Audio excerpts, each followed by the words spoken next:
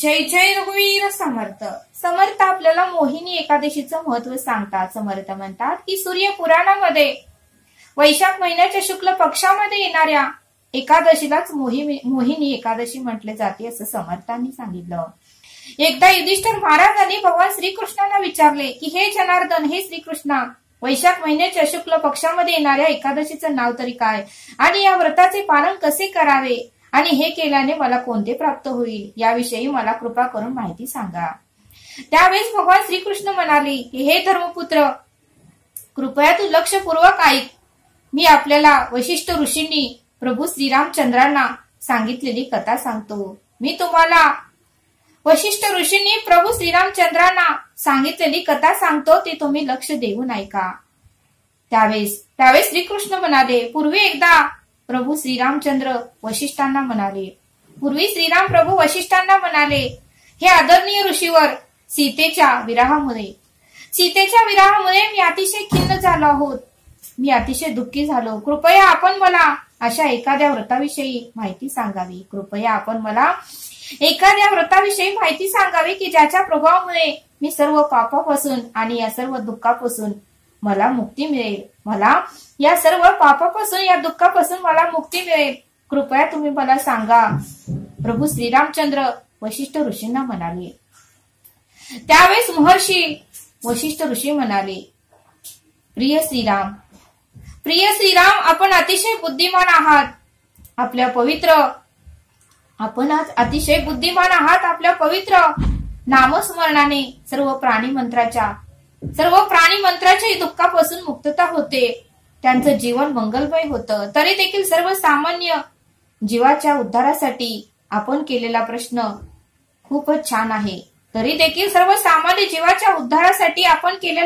खूपच छान आहे. आता मी आपणास अशा व्रताची माहिती सांगतो.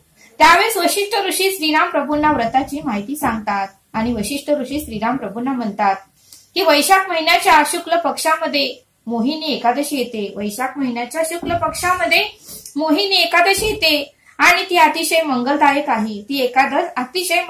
आहे. आणि या व्रताचे पालन केल्याने व्यक्ती सांसारिक दुःखापासून मुक्तच होते. त्यावेळेस वशिष्ठ ऋषी म्हणाले की पूर्वी सरस्वती नदीच्या तीरावर रम्य असे भद्रावती नावाचे राज्य होते. धूर्तिमान नावाचा राजा तेथे राज्य करीत होता.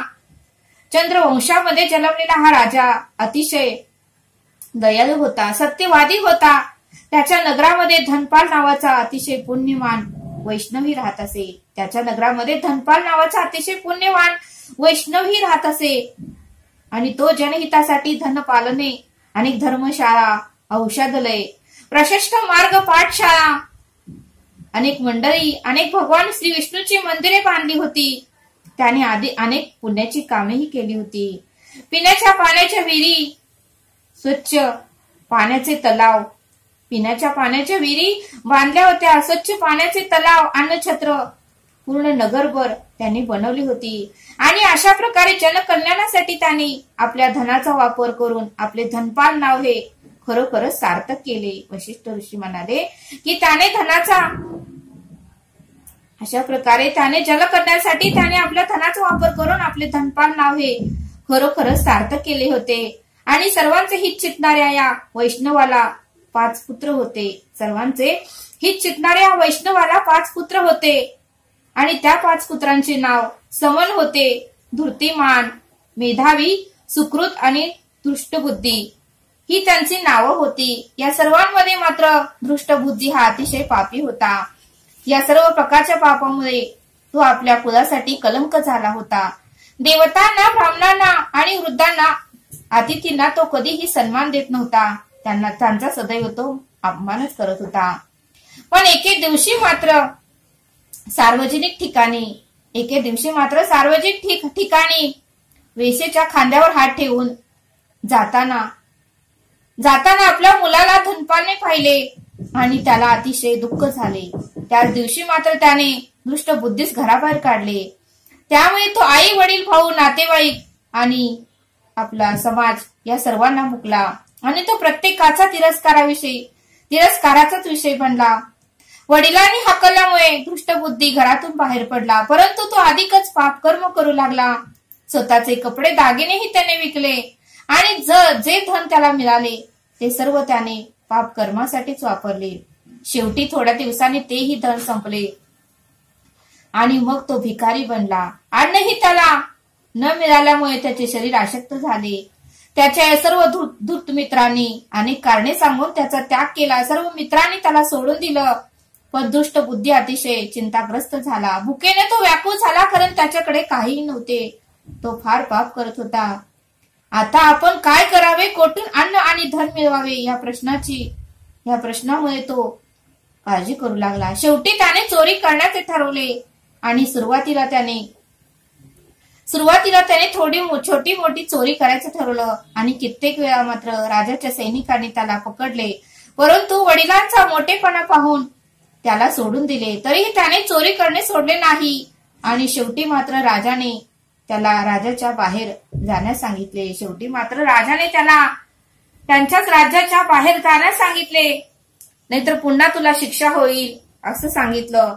त्यावेळेस मात्र या भीतीने दृष्टबुद्धी राज्याच्या बाहेर गेला, पूर्ण राज्याच्या बाहेर गेला. ग्रहण अरण्यात जाऊन बसला. जंगलामध्ये तो गेला आणि अनेक निष्पाप प्राण्यांची तो हत्या करून त्यांचे कच्चे मांस तो खाऊ लागला. दृष्टबुद्धी नेहमीच दुःखी आणि चिंताग्रस्त असं नेहमी असायचा, परंतु एक दिवस मात्र त्याला गतजन्मातील कुठल्या तरी एका पुण्यकर्मामुळे तो एका ऋषीच्या आश्रमामध्ये पोहोचला.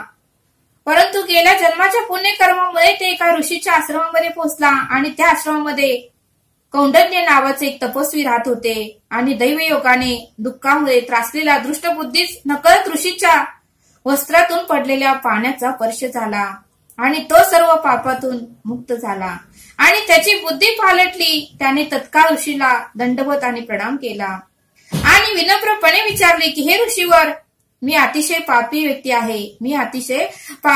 आहे. असे कोणतेही पाप नाही की जे मी केलेले नाही. कृपया असे कोणते तरी व्रत मला सांगा की ज्याच्या प्रभावामुळे मी या सर्व पापापासून मुक्त होऊ शकेल. कृपया मला कोणते तरी व्रत सांगा की मी या सर्व पापापासून मुक्त होईल. आणि हे सर्व ऐकल्यानंतर मात्र दुःखी असणारे धृतराष्ट्राला कौंडल्य ऋषी म्हणाले,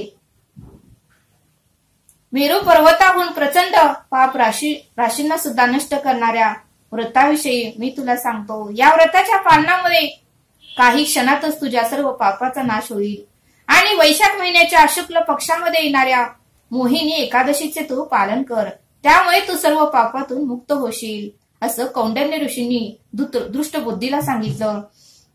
त्यावेळेस धृतपुष्टीने त्या व्रताचे पालन केले आणि ऋषींकडून ऐकल्याप्रमाणे दृष्टबुद्धीने त्या कठोर व्रताचे पालन केले आणि या व्रताच्या पालनानेच तो सर्व पापातून मुक्त झाला आणि दिव्य शरीर प्राप्त करून गरुडावर स्वार होऊन विष्णू लोकात निघून गेला.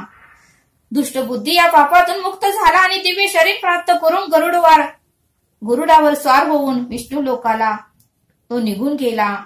त्यावेळेस वशिष्ठ ऋषी म्हणाले की हे प्रभू रामचंद्र, या व्रताच्या सर्व पापातून भ्रमातून व्यक्तींची मुक्तता होते. हे प्रभू रामचंद्र, या व्रताने सर्व पापातून भ्रमातून व्यक्तीची मुक्तता होते आणि या व्रताने प्राप्त होणारे फळ एखाद्या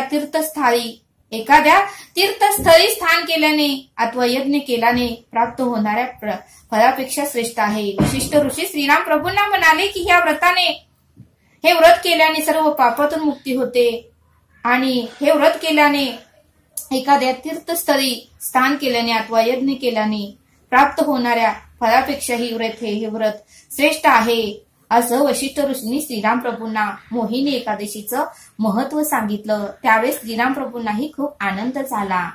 अशा पद्धतीने मोहिनी एकादशीचं महत्व समर्थांनी आपल्याला इथे सांगितलं. तरी आता आपण येथे थांबूया. धन्यवाद. जय सद्गुरू.